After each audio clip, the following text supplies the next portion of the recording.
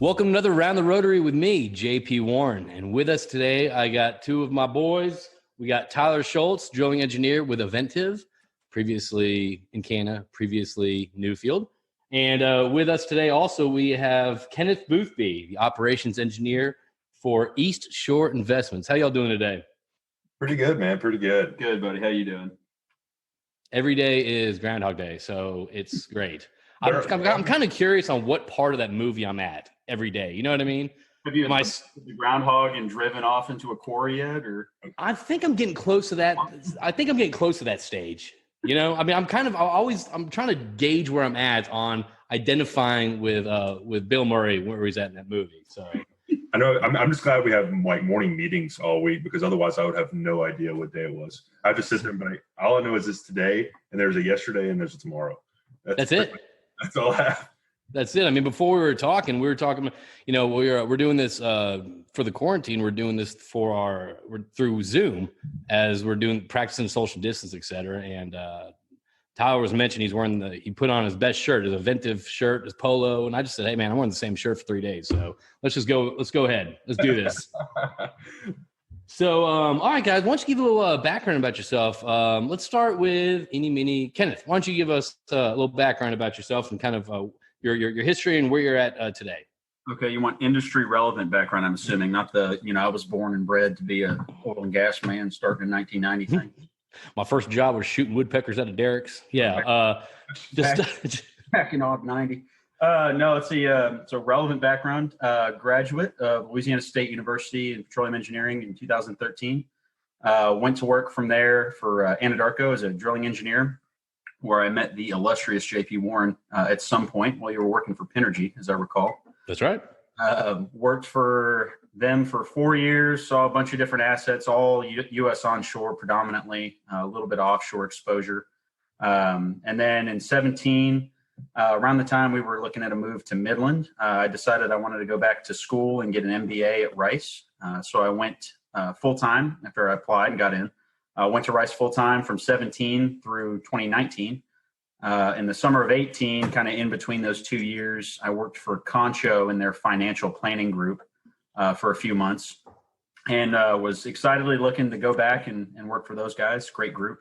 But got an opportunity here in Houston with my father. Used to work for Newfield, and a group of folks that I know that were looking to start their own thing under the title of East Shore Investments about this time last year. And so I decided to jump in with them, and we've been kind of picking through the deal stream, I guess is what they call it now, for about a year, and enjoying a very turbulent year at that. So you went from, I guess, almost joining Concho after your MBA program to going off to East Shore Investments, correct? That's correct. What motivated that decision in your career path? The choice to go to East Shore instead of Concho? Yes. It was really tough, honestly. I really, and I'm not just saying that, on the odd chance that a few of my friends from Concho listening, but I really enjoyed that company. They gave me some great exposure to the financial planning world, and, kind of a different side of the ball than what I'm used to seeing in drilling. Kind of the why money's moving into certain projects and why it's not into others, and the big picture plan for the company. And so I was really excited about the opportunity. The opportunity they had lined out was kind of a pseudo operations and financial planning hybrid role that they created for me, where I was going to work with their financial planning team in an operations planning capacity. So really responsible for their budgetary concerns and working with a group of real talented people. At this point last year, or at this point 2 years ago, when that was being floated, it was becoming a very poignant talking point in most of the quarterly calls. Wall Street was really concerned about capital disciplines, particularly as it pertained to operational expenditure. And so they felt that having that drilling background helped me, add a lot of value there in the budgeting side, and being able to explain and help understand, where money needed to be spent, where it didn't, and where we were being successful. And so I was looking forward to that. But I'd always, at some point, dreamed of going out and doing a startup, either, on my own or obviously with a group of people. I didn't feel that I was at a point where I could lead a charge to do that, because I think you need years of experience to do that properly. And timing just happened to be right. I was actually fixing to put a down payment on a house to move out to Midland when my dad and this group of guys got together post the Encana Newfield merger and decided they wanted to do something. And after a couple months of them kind of hashing it out, he and I were just chatting one day over dinner and kind of struck up a conversation about, what he was planning, and it excited me. It was definitely higher risk, and it sure has not been easy, but it was an opportunity to build something from scratch that I've always wanted to do and kind of see the ground up. And so, we've made every decision you'd have to make. Right down to what software suite and what kind of furniture you want in the office. So it's been fun. And I think that's make the decision. Okay. So building from the ground up, and kind of sounds like it was kind of the right place and right time for you where you're at with your studies and career path. Yep, for sure. The market, I think, has been less opportunistically timed from one perspective. On the other side, I think, I truly believe right now we're experiencing what the bottom looks like. So in terms of getting in relatively cheap, I think from that perspective, it's been extremely well timed. But for me personally, couldn't have been a better time. My risk profile is low, no kids, engaged, but no wife. So an understanding fiance. And it's a great time to jump in. So they say happiness is marrying your best friend. Is that correct? Well, we're not married. Tyler, that's what I'm getting to, guys. This is the real hat. This is around the Rotary. That's going to be discussed on the As the Rotary Turns podcast by Nicholas Sparks.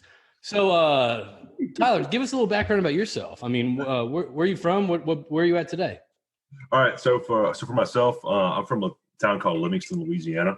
It's just outside of Baton Rouge, just on the east side of Baton Rouge. LSU was the only school I applied to. It was pretty much LSU, or I was going to keep working at Walmart my whole life. I worked at Walmart from like 16 to 22. It might sound bad, but Walmart is actually a pretty good spot. I would probably still be there if I wasn't in the oil industry. Well, times are tough right now, so there's always a fallback plan right now. Yeah, I've already put in my application. So as you know, I grew up with a single mom. And so I didn't really have a father figure around. So my grandpa and my uncle were really my father figures. And my grandpa was a OIM, offshore installation manager, for 30 years with a Global Marine Transocean. And my uncle was a production foreman for Denbury and on the Lockhart Crossing. And so those were kind of my inspirations growing up. So I was interested in the oil field. And so when I went to LSU, I did a couple of internships with Helmerich and Payne, because I always wanted to work on rigs first, actually get that roughnecking experiences, put my hands on stuff to try to get ahead of it. So I did 2 internships with H&P. I started full-time with H&P the summer of 14. And so I worked with them for 2 years until June of 16 as a performance engineer and kind of run around the field, work on rigs, doing rig upgrades and things like that. At that point, January of 16, I actually interviewed with Newfield because even though I was working at H&P, I'd always wanted to work for an operator and become a drilling engineer was my end goal. And I was always really familiar with Newfield at LSU, great company, somebody I always strove to work for. And so for me to leave a great company would have to be another one to go to. So I interviewed with Newfield in January of 16, and oil was $27 a barrel. So I have impeccable timing on these things. Finishing school in summer of 14, and then the downturn hitting 6 months later, and then interviewing for a new job when it was $27. So I interviewed with them. Newfield kind of put me off a few months because then they announced the closure of the Tulsa office. At that point, they had a position opened up for a drilling tech in Houston.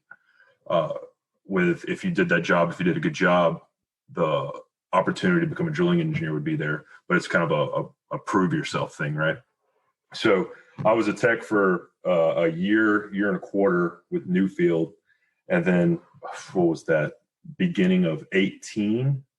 Yeah. Beginning of 18, they told me I was going to become a drilling engineer. So I did a 7-month field rotation in our Utah Miton office. And then the day before we were bought out, when Luke McDougall, a friend of both of ours, had quit. A friend of all three of us. All three of us. Luke had quit. And then so when he quit, I took over his rig in Oklahoma. And so I was brought in from the field to take over his rig. And then his last day and my first day is taking over, we were bought out by Encana. So he has impeccable timing. Like I said, more impeccable timing. He is. So what we're saying here is he does such a bad job at quitting. He's like the worst quitter ever, pretty much. He's a terrible quitter. You better. Luke, I hope you're hearing this. Nothing but love. It's not a real podcast without a Luke shut up. I just imagine his laugh somewhere. So at that point, I became a drilling engineer for 3 or 4 months with kind of new field transitioning into Encana. The deal was finalized February 13th, I believe was the date. That sounds right. So February 13th, I was convinced I was going to be let go during the merger because I was only a drilling engineer for 3 or 4 months and I'd been a tech previously. But luckily, I guess I snuck through the cracks and somebody vouched for me somewhere and they kept me on as a drilling engineer. And then, so I've been a drilling engineer in the Rockies, North Dakota and Utah for 1.5 years now with Encana. And then as of January 27th or 23rd, January 23rd, something like that. 23rd. Yeah, 23rd, we became Ovintiv. Yeah, it all runs together. It was somewhere in the long ago before the Boogaloo. Well, I'm kind of curious. So both of y'all have kind of not similar back, but anyway, I'm kind of curious on how both of y'all perceive what's going on in the market today. One from a startup where you pretty much, Kenneth, you were saying you pretty much picking out office furniture to software to pretty much everything, and what it looks like for you versus what it looks like for you, Tyler, right now in this dumpster fire that the industry's in right now. Right, no kidding. It is definitely night and day. If you want to start off on it, it's a little bit more interesting than mine. I'm the host. I'll do that. Sorry. Kenneth, you can start it off. How dare you? Yeah, I mean, from the startup perspective, it's definitely a really weird time. I think over the last probably 10 years, people have gotten used to thinking about startups in oil and gas as kind of a build and flip model. It's been a lot of young guns, relatively speaking, kind of new entrants to the business, realizing the benefit of coming in, buying, relatively unproven or lower tier acreage, drilling a handful of wells, and then turning around and flipping it for a premium for somebody else to develop. And I think what we started seeing over the course of the last couple of years, even prior to this most recent pricing collapse, was that people stopped realizing the high rates of return, the high target multiples they were getting out of that. It had become a really commonplace model for, somebody to say, hey, my buddy Bill got backed by insert, common name private equity company. They threw $300 million at them equity, and they're floating some percentage share and blah blah blah, and they went out and bought a few acres in the Permian, and they turned around and they flipped it for 3 to 5x initial investment. And that smells a lot like an arbitrage, and it is. And I think a lot of people went in and chased that. And there's some names out there that made a lot of good money doing that. I think what we saw is as a lot of those core acreage positions were cored up, and a lot of the premier basins were cored up by larger operators. The Permian obviously comes to mind. The central components of the main tracts of both the Delaware and the Midland Basin kind of started to reach a developable maturity, large, congruous acreage positions. You saw lower premiums or lower transaction rates start to take effect. And what had happened was a lot of those companies weren't able to transact, or if they were, they weren't able to transact at the multiples that they were used to. And so as that progressed, it became more difficult, I think, not only to transact, but to convince more investors to get in. And prior to this pricing collapse, starting about a year ago, I think that's where most people were at. That's where, the last bit of private equity money really started to infuse itself in the business, with people expecting to have a 3-5 year exit strategy. And it was causing people to reconsider, what investing in oil and gas looked like. And it was, equities were being hit, from the public to the private sector. They were beaten down all over the place. And so, long-winded answer to your question, I think, our expectation going into this was we did not want to be one of those groups that were, not that there was anything wrong with that model, but that was a model that had kind of aged out. We were looking at doing, or have been looking at doing, something different. Our strategy is simply just not a build and flip. It's acquire and develop. Looking for a base asset. and with the idea of growing a company and ultimately, developing free cash flow, et cetera, a functioning enterprise with a longer lifespan than a 3 to 5 year turnaround. And so, what we've seen is different investors, different people have been over the past year becoming very interested in the space than what we've been used to over the last decade. And it's been really exciting. It's without saying too much, just because I can't. There's just certain people that are interested in investing now that in a capacity that maybe weren't interested in small cap equities prior, and so that became very exciting. This most recent downturn between what's happened with Russia and Saudi and their current combative state and what's going on with the virus, the pandemic, obviously puts significantly more pressure on those equities. And so what we're seeing as a startup is, I think most people believe this is, relatively speaking, a bottom. Once you get down to $20 a barrel, you're significantly below F&D costs in most basins. You're significantly below break-even points. You're in shut-in conditions. And so, while prices could technically go lower, sustaining much lower than that without out-and-out shut-ins and significant damage to the economy, it's just not going to happen. So from that perspective, I think the general philosophy is that we're in a relative bottom with potential to fluctuate over a shorter interval, to a lower price environment. I've heard and read articles, people pitching Brent as low as $10. I just don't see that from a macro perspective being sustainable. But what that means from our perspective as a small independent is trying to figure out how to make that pitch to people and make people understand that, there will be an upside. And I think everyone that's been around oil and gas believes there's always a rebound. There's always an up and a down. It's just now people with this pandemic, talking about a year, 18 months before the economy is largely back to what we continue or what we consider to be a steady state of normalcy. Mr. Email guy over here is he's blowing up, Mr. Popularity. We don't have these problems as a small startup. No one's blowing me up right now. Nobody's trying to reach us at a small startup. Nobody cares to call Ken right now. I'm not sure if fiance's been blowing me up. I apparently missed the workout time. We'll get to that later. But I think what it means for us is you're kind of caught in a difficult spot right now. People believe it's going to come back. I think the question just becomes when. And I think right now we're in a position where we're looking at a lot of uncertainty in our sector for the next 6 to conceivably 12 months. There's a lot of people that are floating the idea of bankruptcy or have begun the process. That means assets to market, but at these relatively, lowest premiums we've seen in our lifetime, or at least in our careers. The transaction rates have gone down significantly. BMO put out a really interesting piece here this past week that shows, the Q4 to Q1 drop in transaction rates. I think all of Q1 was sub $1 billion in M&A activity in the space. Transactions are in the single digits counts. Just means people aren't moving assets. You got companies in trouble that aren't transacting because selling assets at these sub premiums doesn't do anything to help clean their balance sheet, doesn't allow them to pay debt. So you've got limited assets moving to market, and you've got assets that are transitioning into the hands of debt holders that don't know what to do with them. In there somewhere there's opportunity, but it's definitely kind of a hunkered down feel right now as a small startup. Skinny up and try to see, and feel what the future feels like. And then once you've got a confident picture that you believe in, paint that for your potential investor base. So that's pretty much exactly that's exactly what I wanted to say. I feel like you read my mind. I'm all up in there. Your perception. That's right.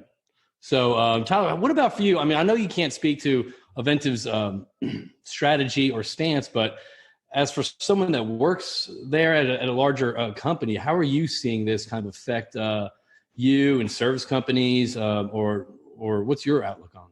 So obviously mine's not going to sound nearly as intelligent because he recited it. He's been practicing for days. It wasn't really candid. For full disclosure, I didn't know this was actually going on until 10 minutes before it started. Hold on, I'm missing a page here. Okay, yeah, page 7. Oh, sorry. Let me go over hedge fund position. I never said hedge fund. So for my end, being a little bit bigger company, but not all that huge, being Ovintiv.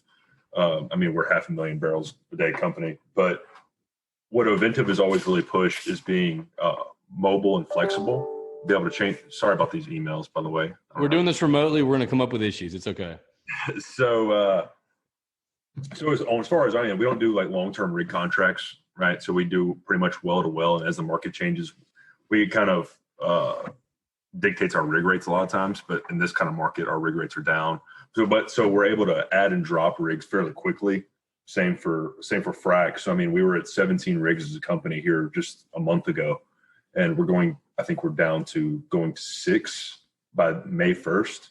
So I mean, my one of my rigs it's going to be finished up this weekend, and so just be able to stay mobile like that whenever these markets hit, to be able to, all right, we need to drop rigs, we need to stop fracking. So do you feel that's going to be a strength for a lot of companies, the ability to, I guess, start work up real quick and then drop it real quick once the job's done, once the operation's done? Yeah, and so that's what we've seen. It's like, hey, we need to drop this, but we still have high production and we're hedged well for the year. So it's kind of, but there's no point of bringing on new production right now with this market that it is. So it's all right. Don't frack and stop drilling as soon as you can. So finish up the current wells you're on, and then we're going to do our stack up procedure. And then everybody's so used to this last few years of end of the year dropping rigs and picking up rigs that it's just kind of the new normal as far as picking up and dropping. So for, like I said, for that end on ours, my group's going to go down to 0 rigs here by beginning of May. But there's already, and we can talk about this stuff later, but there's already like replanning for redeployment and different jobs for us to go into other than sitting and waiting and picking up rigs. So what do you see, I guess, coming out the other side as for the oil and gas industry? I mean, how does that look? I guess 12 to 18 months, let's pretend everything kind of gets back to where it should be, current rates. What do you see the oil and gas industry in the U.S. looking like? I mean, so I'll let Ken speak on a second, but on my end, I see everybody being very hesitant the rest of this year. I imagine 2020 is going to be a pretty bleak outlook for everybody. So I would see picking up activity if it starts creeping up to the $40, like the $50, $60 range around December, January. I don't see like a flip, like say a deal comes with OPEC and Saudi.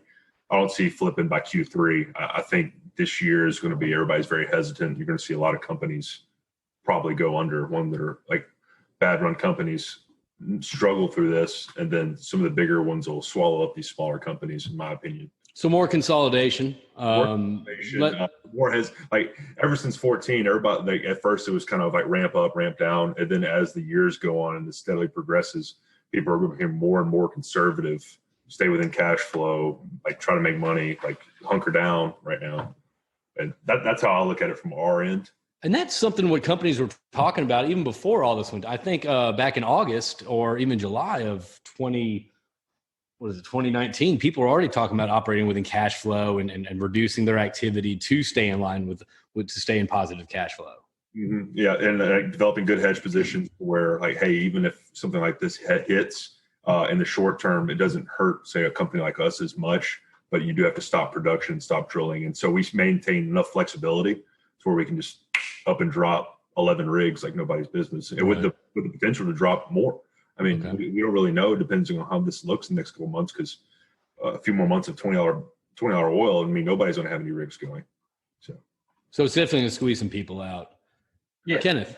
I mean, yeah, you already see companies like say, like, well, why? He said Ken now. Sorry, I was. No, I did pass the. Why did you file bankruptcy too? Right? They're one of the ones, like one of the first ones to file. Who did? I'm sorry. Whiting. Okay. Yeah, the North Dakota operator, Brad Hawley. Was his name? He ex-Anadarko was over there. Okay. Kenneth, what do you see the new oil field looking like? I think it's really tricky to kind of put on your goggles and go, okay, what do the next 12 to 18 months look like? And I always try to think beyond the next quarter. I think Tyler's right. For the next conceivably 6 to 12 months, you're looking at continual cutbacks. I think the Baker Hughes rig count's a good demonstration. If you guys have been following, we dropped 64 rigs nationally last week. We're down to 661, I think, as of Friday. Record low, I remember, was 404 on the Baker count back in 2014 or 15, I think, 15 or 16, when it kind of bottomed out the last time, and we're marching quickly towards that. To your comment, yeah, I think, we touched on earlier the concept of being cash flow positive. So from a balance sheet perspective or cash flow statement perspective, that means your cash flow from operations has to be a greater number than your CapEx.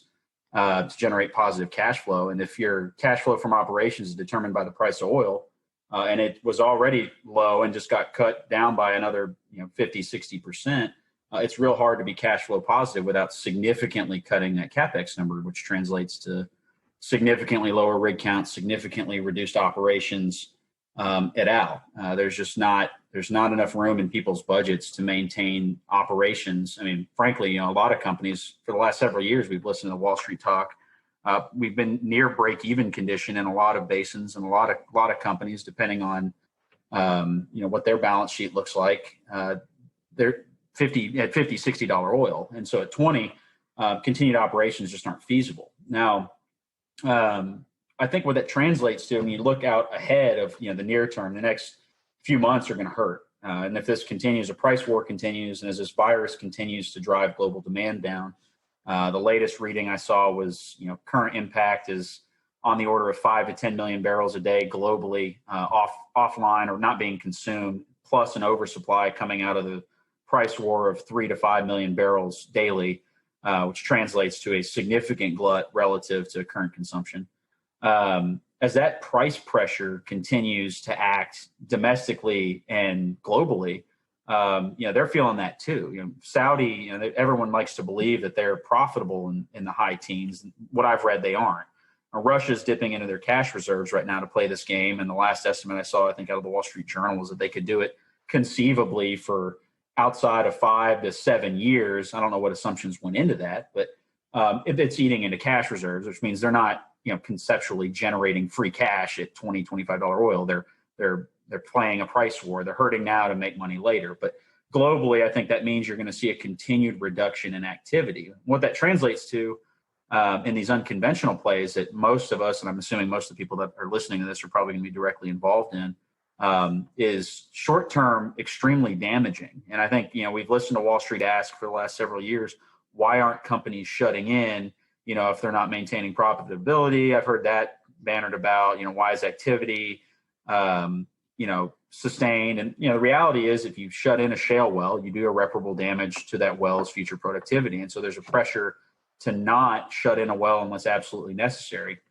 And also a lot of companies have continued drilling and completion schedules that have been break even or even money losing propositions in certain cases to maintain leaseholds with the idea that prices will rebound. At $20 oil, there'll be no room for that. And so you'll see irreparable damage done from a reservoir engineering perspective to some of these unconventional reserves as shut-in conditions are reached economically. But then this continued lack of capital redevelopment or redeployment is going to translate to lost leases. It's going to translate to companies going under. It's going to translate to overall less production. It's going to take a while for us to feel that. And some of my buddies in the financial sector have marveled over the last couple of years that we've continued to show production growth domestically at reduced capital budgets. At this rate, we're not going to continue to see that. And so this shale oil miracle that's allowed us to produce 12, 13 million barrels a day domestically is going to revert on itself. It's going to go back the other direction with a lack of capital reinvestment. And I think you're going to see that globally because the economic pressure is such that it wants to find an equilibrium, between the price war and this new lower consumption. And as this, protracts out over the next 6 to 12 months, that means less oil fundamentally is going to be put online. Now, at some point, the virus ends.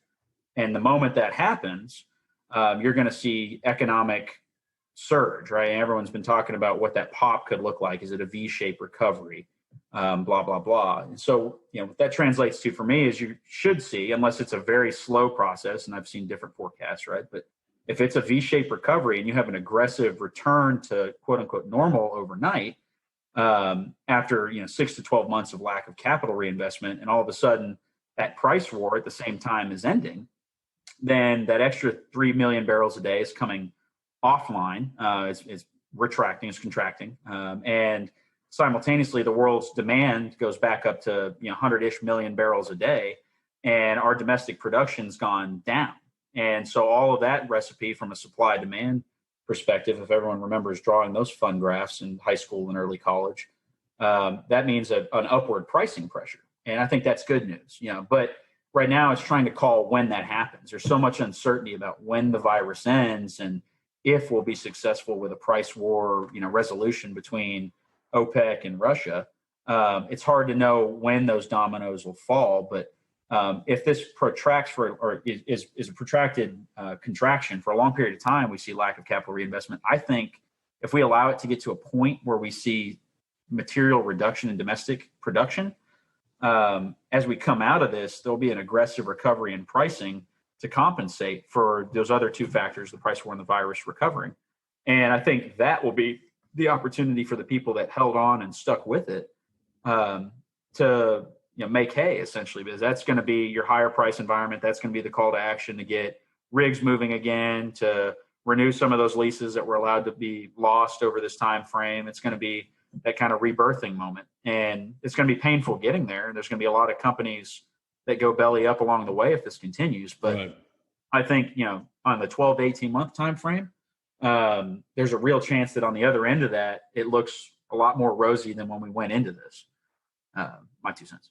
So in the next 12 to 18 months, what would you say? I mean, Tyler, you kind of touched on this before, that you'll be doing different roles that have, different responsibilities and objectives, such as kind of wearing different hats. What do you guys see that during these 12 to 18 months that it would be important for people in the oil and gas industry to do, to focus on, or to try to, build a new expertise? Or what do you see people? What do you see something important for people to be focused on the next 12 to 18 months? You want to touch on that one first? Well, let me interrupt. That's a very great question I asked, but go on. It's a really good question. I think, this is Ken speaking, by the way. Everybody can't tell, the one with the sexier voice. Yeah. I think the deeper, manlier voice. The deeper voice by Tyler. Radio voice. Yeah, the radio voice. I got called radio when I was younger. I mean, I guess it's a compliment, but at the same time. This was my voice since I was 12 years old. So what do y'all see? What's important for people to do during this time? I think it depends on where you're at in the industry. I mean, this is a cop-out answer. Everyone's got a different view of what the next 12 to 18 months look like. If you're near retirement, first of all, don't take any advice from me. I'm far too young and don't understand your position probably. But, saying that you're near retirement, it's going to be a hard road to hoe for the next 12 to 18 months. And you got to do your best, I guess, to try to hang on. For the young guys coming into the business, I had a call just before this. A good friend of mine from LSU, just changed jobs, and he's working the service side now. And he's, getting back into networking and trying to maintain those contacts. I think that's a huge benefit. When you're young, good times are bad. You should be doing your best to network, continue to maintain those friendships and those professional contacts. Because you don't know when or if, one of those things could benefit you later on. There's a lot of uncertainty at all levels. I think if you're middle management right now, there's a lot of vulnerability. I think we've seen as a lot of companies kind of come together and start this M&A activity, there's a lot of redundancy in middle management. So, a lot of us, when we broke out 5-10 years ago, we all had this idea that we wanted to climb the corporate ladder. And, as you start seeing consolidation, which, to be frank, right now, consolidation pressure is rampant. That's what's driving, deals like Oxy, Anadarko, et cetera.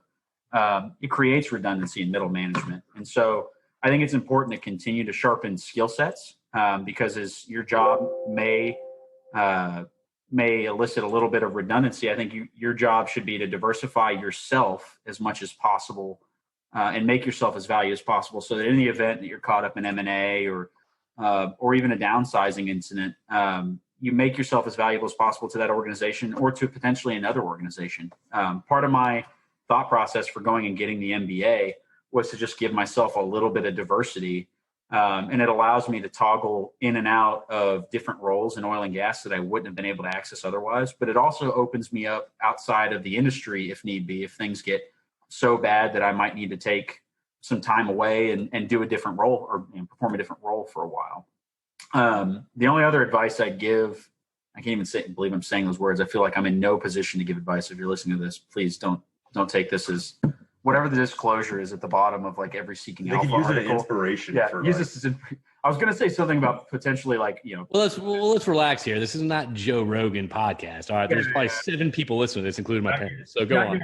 Not yet. It's got to start somewhere. But Sweetest guys in the oil field.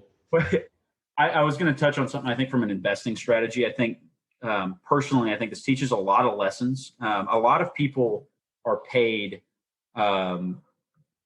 I would say in our business, and have been paid over the last 10 years disproportionately in equities. Our bonuses are made a lot of times in publicly traded companies out of equities in that company, and the incentivization structure is set up so that the idea is that you perform in accordance with ideas and principles that build the value of that equity and thus benefit yourself and the larger shareholder base.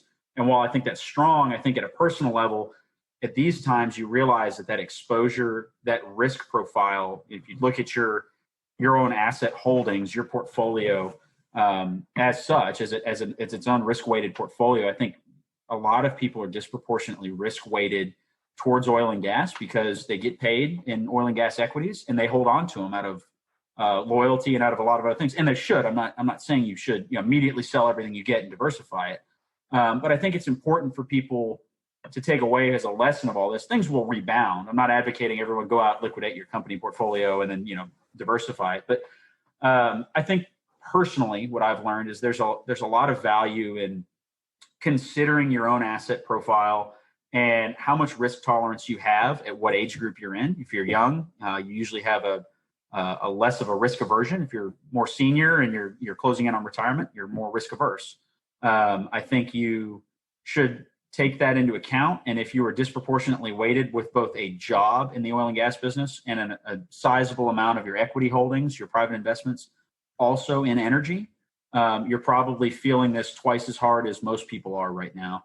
And it's something to consider. It will rebound. Again, I'm not advocating everyone go out and sell, but in the future, I think it's something to consider and a lesson to take away from that I'm taking away, that you should always be considering how to diversify your risk portfolio to weather storms like this. I used to have a professor at Rice that used to say, if you think you can beat the market, you're an idiot, just buy the S&P 500. And what he was saying was essentially there's ETFs, there's funds that trade as essentially conglomerations of larger investment groups and amalgamations of different asset classes. But there's one out there that's just literally a share you can buy essentially of the S&P 500 that risk weights or weights the amount of money you put in that portfolio to the amount of value in the different companies that are in the S&P. And since 1929, year over year compounded interest, the S&P has averaged 8% returns. And his comment was, if you think you can beat the market consistently over time, you can't, because things like this happen. And the idea is the diversification that the S&P 500 offers consistently outperforms excessive risk weighting when taken over long periods of time. And so for me, I think the biggest thing I would think, and if you're young, old, whatever, wherever you're at, just think about your private holdings, your investment strategy. And as you come out of this, if it impacted you like it impacted me, learn that lesson and just be thinking about how to move your money appropriately for yourself and for your family coming out of it. All right.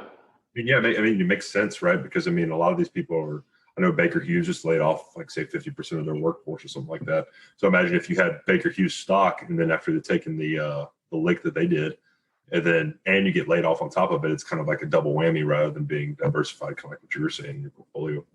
Yep. So, so for my end, from say like the operator perspective, so for us, it's kind of adding value where you can, not just kind of sit idly by. And because we're about to go down to 0 rigs for my area, and then so it's hey, where can I contribute? We're going to need a lot of production. We're probably going to shut in a lot of wells. Like, hey, offer to be a production engineer, offer to contribute anywhere. Like, hey, look, you're paying me to be here. What would you like me to do? Want me to learn a different asset, learn production? I'll go to land. I'll go to accounting if you need me to. It's just kind of be flexible, maintain flexibility on that. That's the biggest thing I have to say. A lot of people that I meet or just know in general aren't very flexible, and they just kind of get stuck in a rut, and they want to do this one thing, and they're a driller and they want to stay a driller. But you're an engineer. Your sales, whatever. Sales doesn't have to stay oil field sales, right? You can go sell for say like train generators, train air conditioning. Don't just stay oil field. If you want to come back to the oil field after the fact, jump right in. But don't wait for another job just to walk up to you, because nobody's just going to walk up to you and just give you something. The way I've always looked at it is you have to attack. If you want something, go attack it. If it's not in the oil industry, if I get let go from my job, I control what I can control. I'm not going to get upset about it. I'm just going to try to tackle the next thing. So I mean, you were talking about that kind of an operator perspective is, wear different hats, add value to the team. I think that's not just operator. I mean, that's whether you're whether you're a service company or a rig contractor. I think it's important this time, during these times, is to find where you can add value, to be adaptive, to be innovative. Start thinking, okay, what have we never done before? What can we do to add more value? For sure. I mean, it's almost like self-preservation too, right? So I worked for a contractor. One of my first things hey, look, if you need me to go work on rigs, I'll go work floors on one of our rigs we have in West Texas. I mean, I have no qualms with doing that. And then just bringing that up, and they know that, hey, look, we can go send them to do this. Maybe they didn't think about that. Maybe they're considering laying you off. And that was like their next option. Like, whoa, we can go send them on, put them on a rig and get value out of them that way. I've already pitched to my bosses, like, hey, if needed, I'll go sit on a rig. I'll work night company, man. I'll go be a tech. I don't care. Yeah. Whatever it needs, whatever is best for the company until this gets back going forward. I'm not just a drilling engineer. I work for the company. So let's wrap this up here a little bit. What final messages would you have to relay to our audience during these times? So in my opinion, it's kind of control what you can control. I mean, don't dwell on all. I mean, obviously, take care of your family, be safe during all of this. But don't dwell on what's happening with the market. It's going to recover. And you can't really control it. I mean, you just kind of have to ride it out, make the best of your situation is the way I look at it. It's just be happy, wake up every day with a smile on your face, be a positive influence on somebody around you, and don't be doom and gloom. And don't read the news too much. Yeah, fake news. Fake news. Fake news. China. Yeah, I mean, I think Tyler, you hit on the meat of it. There's ups and downs in oil and gas. There's ups and downs in the economy.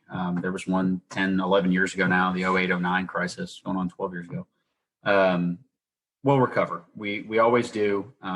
It hurts while you're in it, and it seems like any tragedy, like any downtime, it always seems worse while you're in it because you're living it in that moment. And then quickly memories fade, things get back to a sense of normalcy. So, that's what I tell myself every day. You can't let it weigh on you too much. It's going to get back to a sense of normal, but make use of the time, pick up a new skill, do something different, learn something. If it's just guitar or something, at your house that you enjoy doing. Tyler's a woodworker. Or woodworking. Yeah. Oh, I do want to get into that before we go. Actually, never mind. We're going to keep going. Yeah. I mean, I think that's it. Just focus on the positive, focus on taking care of your family and being happy and healthy. And, if anything, I think this has taught me and taught everybody, the fragility that is the larger global economic picture. A lot of the things that we take for granted every day, supply chains on how food gets to you. A lot of those skills and basic instincts that we have that we've kind of let go because we've gotten so comfortable in our lives are very sensitive and very fragile. And I think that's a reminder that it's a good time to consider getting back to basics, in that personal life. And I've been happy to see in my neighborhood, people are outside playing. I don't have kids outside playing in the street for 10 years. But people want to be outside all of a sudden. It's like the one thing you're not supposed to do. But I think it's great. I think people are in some way realizing kind of what's important. And I hope that sticks around. So that for me that's my focus. Mm-hmm. And so Tyler, you've been your hobby at the house lately has been doing some woodworking, huh? Yeah. So, I mean, for me, it's kind of, I try to make the best of whatever situation you have going on. If I'm going to be at the house every day, I wake up in the mornings, do my morning calls, answer emails, sign invoices, whatever that entails. And then usually I go to the garage and I had a couple barrels here. I was starting making some furniture. Personally, from my end, I like tinkering with things. And so I like figuring out how stuff works. And so say, hey, I needed a coffee table. I was like, I can make a barrel. I can make a coffee table out of one of these barrels I have. So then you watch a couple of videos and you watch people do it. And then you kind of put your own twist on it and you just kind of learn and figure out how the best way to put stuff together. It takes such an engineer. Personally, it's not even that. It takes my mind off things. I mean, days just fly by doing these things, right? Can you close us out with the latest and greatest woodworking project that you have done? Actually, yeah. So I made an Adirondack rocking chair last week. No. No. That's not it. So I have the chair. I have it sitting in the corner of my house, and then I realized I need if it's going to have a whiskey chair, I need a whiskey little table, right? So I made this sweet little table coffee stand out of the barrel head. And so it's like the barrel head, and then it has 4 staves coming off and kind of swooping down.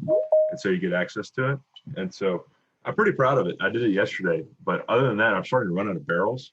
Well, no, I was kind of focusing on one specific thing for our furry friends. Oh, the squirrel? Squirrel table. My squirrel table. Wrap it up. Let's wrap it up with that. Okay. All right. So I was pretty basic along the fact of I saw the guy who made the picnic table for the little squirrel. I just like to think I was a fast follower, is what I like to call it. I made mine that day. And so ever since then, I spent a lot of my time just watching out of my window at this little squirrels coming attack, having little picnic lunches. I do commentary. So what it is I'd love for you to share that with the world, the commentary. So what it is, it's a little picnic table that sits on a fence that squirrels can sit on about 4 or 5 feet above the ground and have the piece of corn that's on the little spike right there. Yep. I actually started a squirrel war yesterday. I was doing commentary. It kind of reminded me like a Star Wars scene. So I've since named one Annie and one Juan for Obi-Wan and Anakin, and because one had the background and jumped on the other one. That's what my life's come to. It's woodworking and commentating squirrel fights. You know what? The other day I was commentating some people playing this game called Spike Ball. All right, there's been no sports in the U.S., so I have Spike Ball. I have Spike Ball in my room. So if you want to come over, we can maintain 6 foot of distance or 10 foot, wherever we're calling it now, and play some Spike Ball. And we'll hand sanitize after every shot. Yeah. All right, guys. Well, I appreciate y'all joining us today on Around the Rotary with me, JP Warren, and Tyler, Kenneth. Appreciate it, guys. Of course. Thanks for having us, man. Talk to you soon. Bye.